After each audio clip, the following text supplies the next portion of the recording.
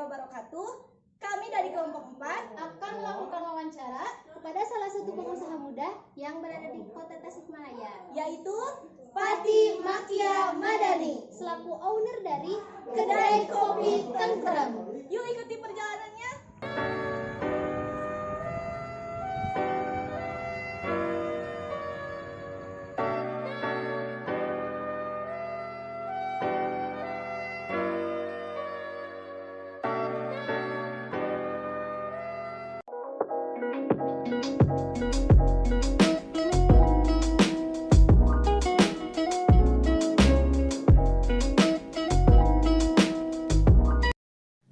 Assalamualaikum warahmatullahi wabarakatuh. Waalaikumsalam warahmatullahi wabarakatuh. Selamat siang, A. Selamat siang.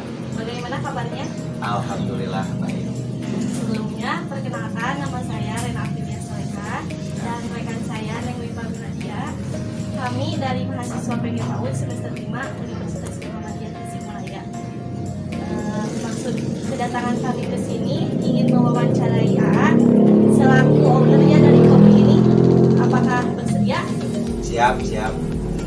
Santai. Kalem ya. Ya.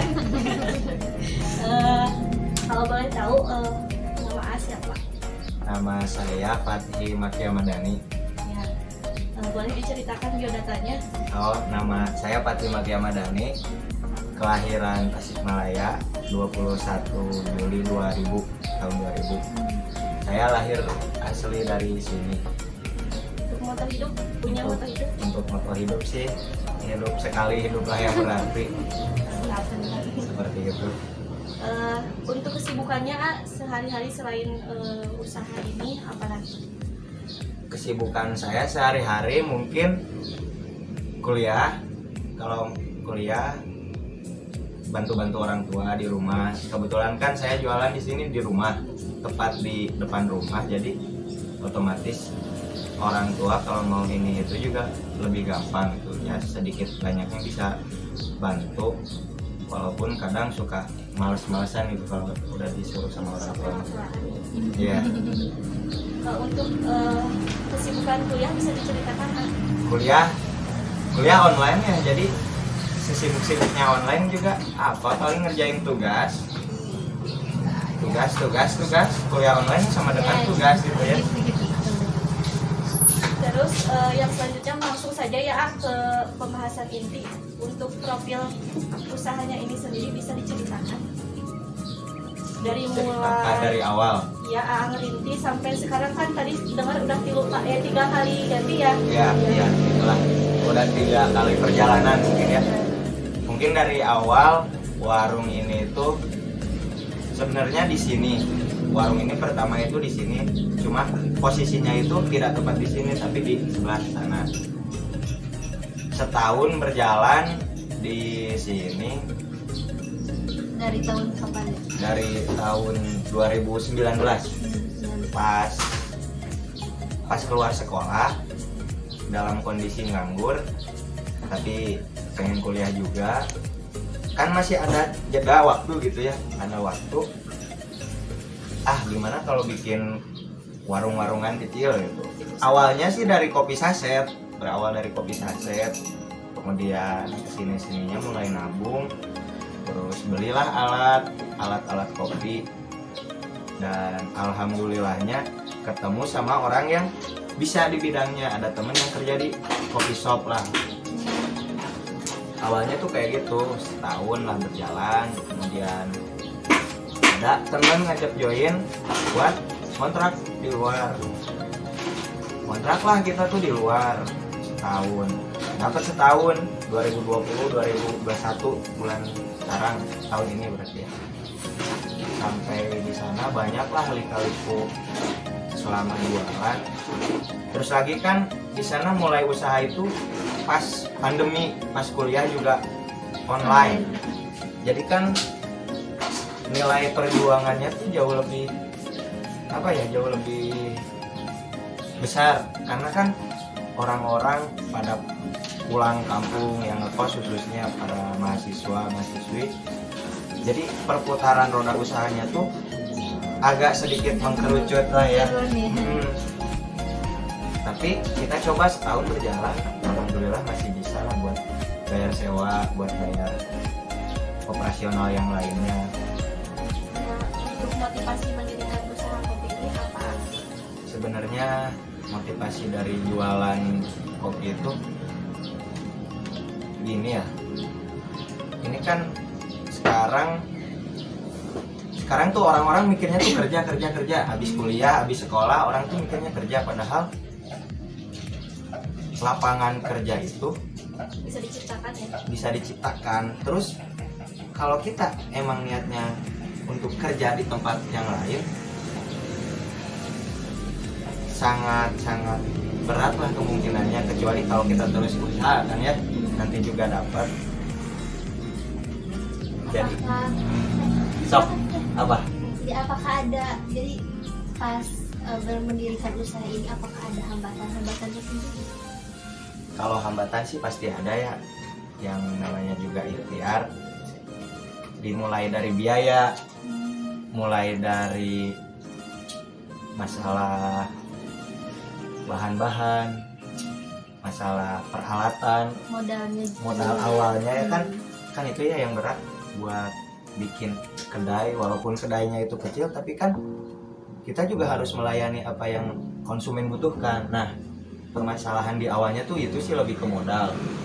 Dan kedua, mungkin dari sisi konsumen ya, kalau masalah konsumen mah saya yakin ngalir, kalau kita pasti kasih jalan, mau jualan di manapun gitu, yang jual pasti ada yang beli. Betul. Kalau modal itu sendiri AA yang tanggung atau dari orang tua atau gimana? Patungan atau seperti apa? Atau dari sendiri gitu, tabungan sendiri atau gimana? Sekarang sih untuk yang sekarang ya, yang buka di sini lebih ke dikasih sama orang tua. Cuma di sisi lain kita sebagai anaknya nggak ngerasa dikasih gitu, tapi ngerasa dipinjem. Orang tua tuh emang ngasih, tapi niat buat balikin dari diri pribadi itu emang ini uang harus dibalikin gitu. Ini kita niat usaha, bukan niat buat poya-poya. Kecuali kalau kita niat minta mah pengen jalan-jalan, ya ngapain diganti, kan orang niatnya juga buat jalan-jalan. Tapi kan ini beda lagi ceritanya kan buat usaha otomatis ya, walaupun orang tua pasti nggak bakal nagih gitu, apalagi disebutnya masih pinjam. Cuman setidaknya saya pribadi tuh ngerasa oh ini tuh uang tuh, dibalikin nah gitu, itu buat orang tua. sebagai rasa tanggung jawab, kasih, rasa terima ya. kasih, terutama itu mungkin. Nah, untuk kenapa sih, kan ini kedai kopi Tengkrem ya? Ya, Kopi Tengkrem ini asal usul penamaannya kenapa disebut kopi Tengkrem gitu? kenapa disebut kopi Tengkrem? Terinspirasi Ya. dari apa gitu? Sebenarnya nama dari itu sendiri saya terinspirasi dari keadaan yang saya rasakan ketika di sini, ketika Jadi kata Tengkrem. nah gitu. Jadi kan kita kalau misalkan kita pergi kemana, pergi keluar capek panas, terus datang ke sini, oh di sini mah tentrem, nah gitu. Sebenarnya inspirasinya tuh kan ya kerasa lah ada angin, terus di depan juga kelihatan ada sawah. Terus emang saya senang sama kondisi seperti ini. Jadi tempatnya juga cocok dengan kondisi di sini, Ya, kan? bisa dikatakan di begitu depan lah. persawahan. Jadi ketika apa ya, jadi Konsumen datang ke sini teh enak dan pokoknya dari keadaan kepala yang sedang stres itu, Iya, ke iya, kedai ini jadi fresh, lebih oh gitu. fresh. Jadi berawal dari suasana Iya. yang dirasakan gitu. Ya mungkin itu kalau yang saya rasakan, tapi mudah-mudahan orang-orang yang datang ke sini juga merasakan hal yang sama gitu. Mudah-mudahan ya. Ya. Nah, apakah ada menu selain kopi di sini? Ada. Kopi Tengkrem. Ada ya, ada sih basicnya, tergantung. Ada yang basic susu, ada yang basic soda, ada yang basic teh. Kita di sini nggak pure bikin kopi mentang-mentang namanya kopi itu kan, tapi untuk idealisme jualan kopi itu sendiri berat. Kita kan di sini nyari pasar, jadi banyaklah yang kita sediakan buat konsumen. Nah, mungkin yang mampir ke sini juga gak semua suka kopi. Iya mungkin iya ya. betul.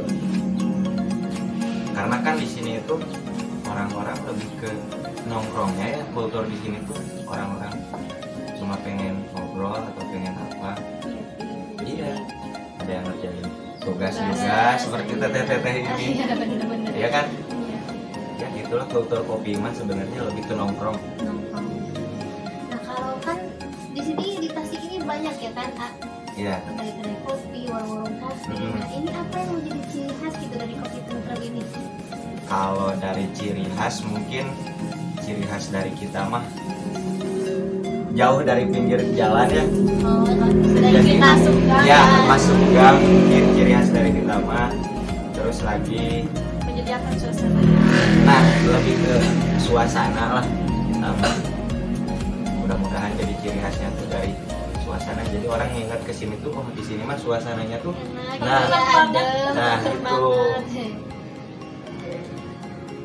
Terus untuk perjalanan usaha kan awalnya kan itu ada ngawal dulu kopi, terus nanti diganti lagi, terus sampai ke nama kopi tentrem ini bisa diceritakan.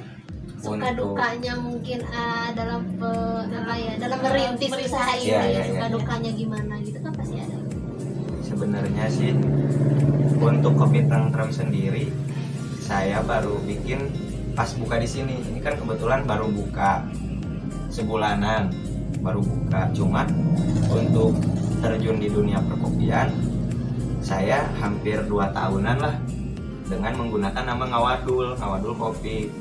Untuk suka dukanya sih banyak lah, dimulai dari kalau dari sana mah di tempat sewa yang dulu mungkin biaya operasional, dari partneran kan kita di sana yang namanya orang partneran pasti aja beda pemahaman itu akan selalu ada.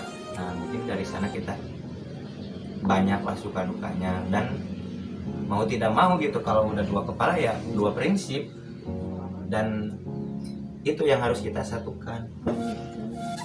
Jadi lebih ke menyatukan kepala gitu Iya ya, itu betul. pemikiran, menyatukan ide. Bisa diceritakan kiat-kiat sukses gitu, Kiat-kiat sukses. motivasi buat memotivasi para generasi muda gitu, Iya, iya. seperti ini supaya bisa mengikuti menciptakan jejak lapangan pekerjaan juga. Ya, kalau untuk kiat-kiat sukses sih,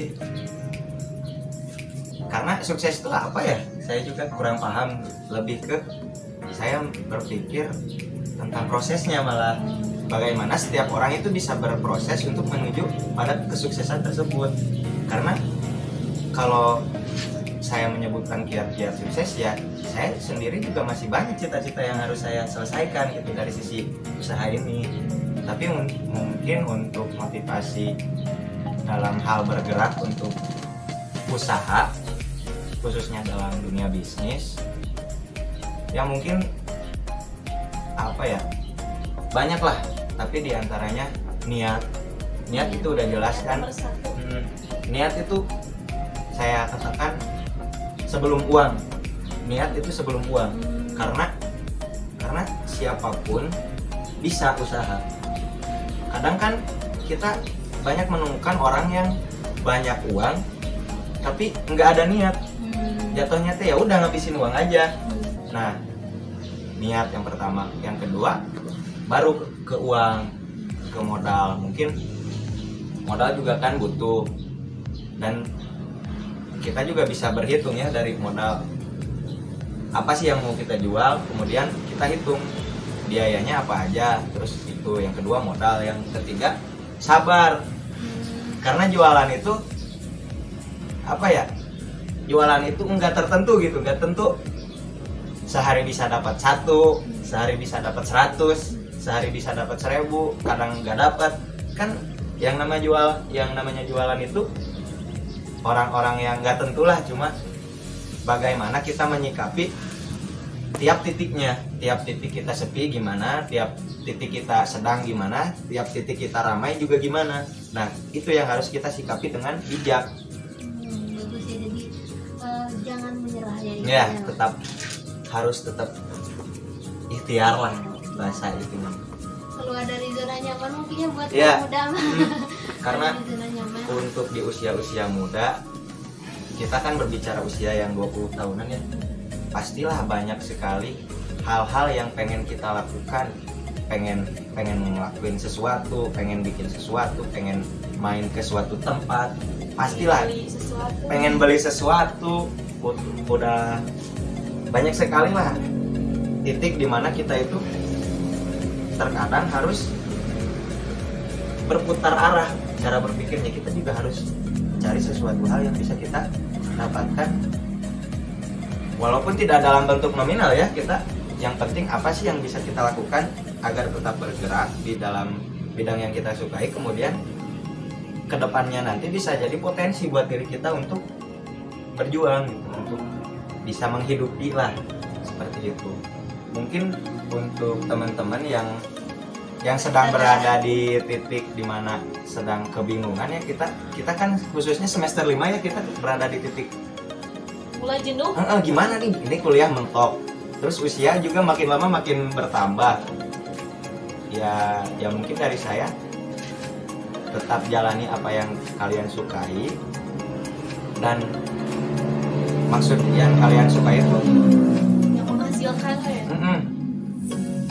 poin akhirnya tuh yang dapat menghasilkan. Jadi kalau dalam bahasa Sundanya mah lamun maneh hayang cai ngagali sumurna sing jero, namun caina keluar China herang deh. herang. Nah itu mungkin pesan dan kesan untuk teman-teman sekalian. Saya bertanya-tanya ini kenapa captionnya bahasa ini nih, Bahasa kenapa Sunda. Gusti Ya mah nang sudah tayungan bukan balasnya. alam ngawidian karuhun marangan. Jadi Itu kenapa harus caption ini di Sebe- setiap minum?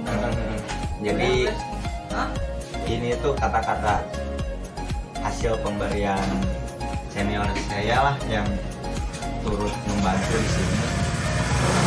Pernah bikin sebuah status di foto, kemudian captionnya tuh ini, Gusti nang tayungan alam ngawidian karuhun marengan.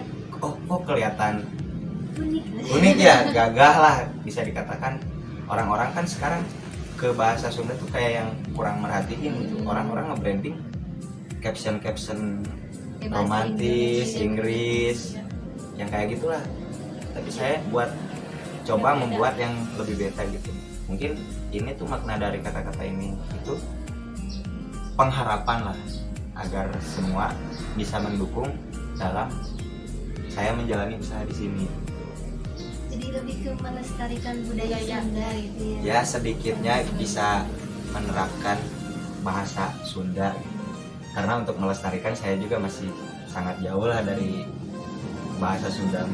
Pak, kita udah ngobrol banyak ya terkait kewirausahaan, dan saya sebagai mahasiswa yang masih muda, bangga gitu, merasa bangga bisa berkesempatan Tetap berdiskusi, ngobrol-ngobrol tentang kewirausahaan. Ya semoga nular ya. Iya amin. Dan semoga kita bisa ngobrol-ngobrol lagi di lain waktu. Siap. Dan mudah-mudahan usahanya sukses, Amin, amin, dilancarkan, makin maju. Amin. Tapi bukan hanya sukses saja, mudah-mudahan diberkahi Nah, itu dan bisa intinya. menebar manfaat di Nah, lingkup yang lebih betul, luas. betul, betul. Mungkin segitu ya. Assalamualaikum warahmatullahi wabarakatuh. Waalaikumsalam warahmatullahi wabarakatuh. Ada sedikit ucapan terima kasih. Baik, baik. Tanda terima kasih dari kami gitu kan. Wah mantap nih. Ini mah bakal dipajang ini mah. Terima kasih banyak atas Siap. waktu luangnya. Siap. Bisa berdiskusi banyak dengan ini.